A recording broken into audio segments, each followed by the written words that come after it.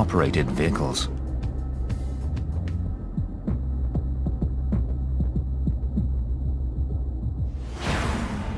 But before any of this work can be done, the systems must be tested. Thomas Berndt is the subsea manager.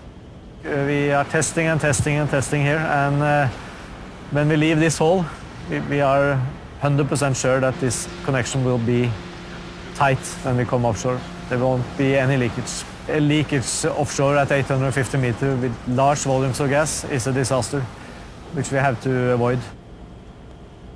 They practice lowering the modules and testing the connections which will handle 70 million cubic meters of gas each day. They train with an exact replica of the one that's on the seafloor. It's a large investment, but it's money well spent.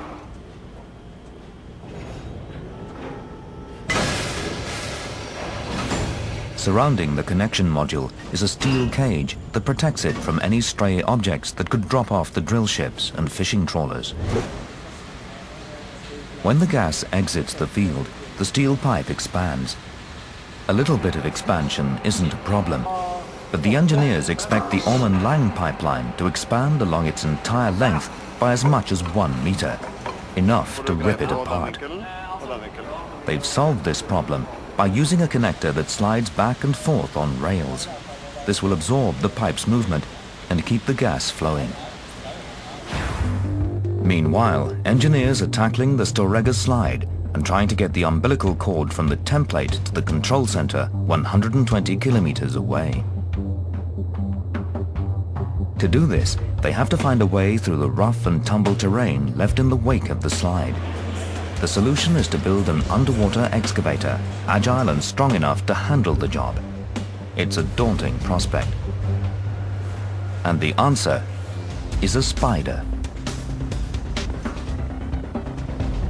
The machine that inspired this one was originally built for the Swiss forest industry. Like its Swiss cousin, this spider moves on powered tracks using articulated legs. Its mission is to excavate 6 trenches at depths of up to 1,000 meters.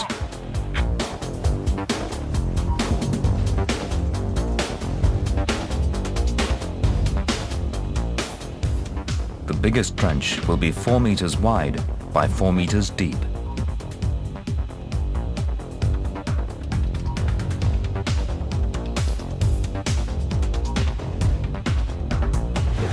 One spider is equipped with a powerful shovel, strong enough to cast aside a 3-ton boulder. The other spider has a suction nozzle. Powerful water jets break up the sea bottom, then the nozzle sucks it up and fires the mud to the side. All the while, the spiders will have to contend with slopes of up to 35 degrees. There are sensors on all movable parts connected through an umbilical from a support vessel which floats above and monitors progress. The umbilical carries power and control cables and lets operators manipulate the 6-meter-long spider to within 10 centimeters of accuracy, from 1,000 meters above. It's an unprecedented mobilization of such complicated and agile robots. In all, these 2 champion diggers managed to excavate 3,500 cubic meters of soil and create a safe path for the gas pipeline. The Langeled, which will run 1,200 kilometers from Norway to the UK, will be the largest subsea pipeline in the world. Building it requires 1/3 of the world's combined pipeline production capacity, over 1 million tons of steel. The value of the pipeline contracts is a staggering $700 million. Langeled uses pipes over 1 meter in diameter, and each single piece of pipe has to be able to withstand the enormous pressure on the sea floor for the next 40 years.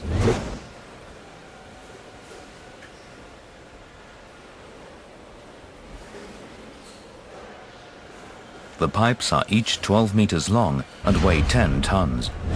And another 10 tons of concrete and metal is added to give them enough weight to stay on the ocean floor. A total of 100,000 steel pipes are needed to span the distance between Norway and the UK. That includes over 1 million tons of concrete and 25,000 tons of steel reinforcing. Robert Payne is the man responsible for the integrity of the pipeline as it's being assembled. Each joint of pipe weighs about 20 tons, about 10 tons of steel, 10 tons of concrete. It's concrete and it's got inside of it a wire mesh foundation to help it stick together. There's so much volume inside of it whenever it gets on seabed and it gets light of air, it wants to float, so the concrete keeps it situated on seabed. Each of the 100,000 pipes is numbered as it comes out of the plant and is destined for a specific location in the line. As the team trenches on the steep Storegga slide, the rest of the route from the top of the slide to shore is being prepared. This is the Island Frontier, a state-of-the-art trenching ship that combines two trenching methods in one powerful machine. Engineers survey the flat areas where they think they can bury the pipe by scraping a trench through the sandy bottom. But what they discover is not a pretty picture. The sandy bottom is actually clay, and the clay has hardened like concrete. A new digger is required to cut a channel up to 7 meters wide and 5 meters deep. The margin for error is only 50 centimeters on the width and a crucial 10 centimeters on the depth. The clay cutter hybrid, the only one in the world, is lowered to the seabed. The cutting tool uses 24 water jets set at different angles to blast a trench through the clay.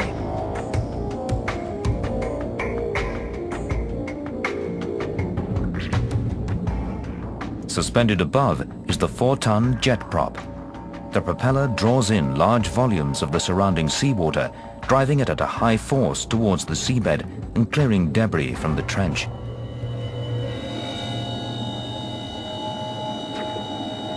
Transponders mounted on the sea floor relay a 3D picture of the operations to the control ship. And following along the entire operation is an ROV that surveys the trench and confirms that it's dug to specifications.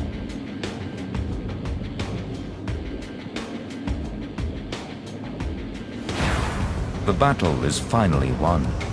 But when they start to lay the pipeline on the seabed, the problems really begin.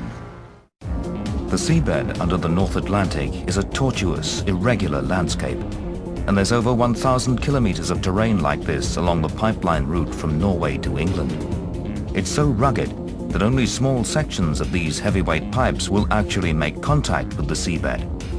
This is called free spanning. It's something the engineers don't want because it means the unsupported sections of pipe could sag and break under their own weight, causing an environmental catastrophe. They have to find some way of flattening out the route.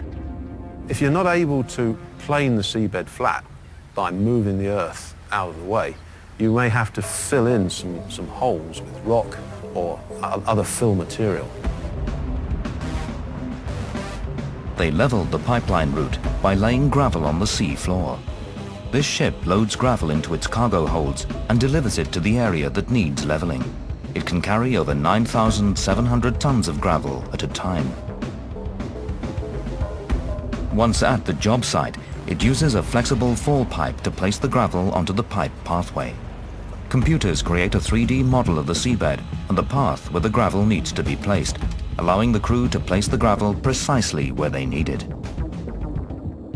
At these sort of water depths, you've got a problem because you haven't got that degree of control. I mean, whatever's doing the work down there is a huge distance away from the mothership, and they've got to still present a flat, smooth profile for the pipeline then to be laid upon. The other thing that has to be worried about is that you have to do that profiling as close as possible to the time that the pipeline is going to be laid.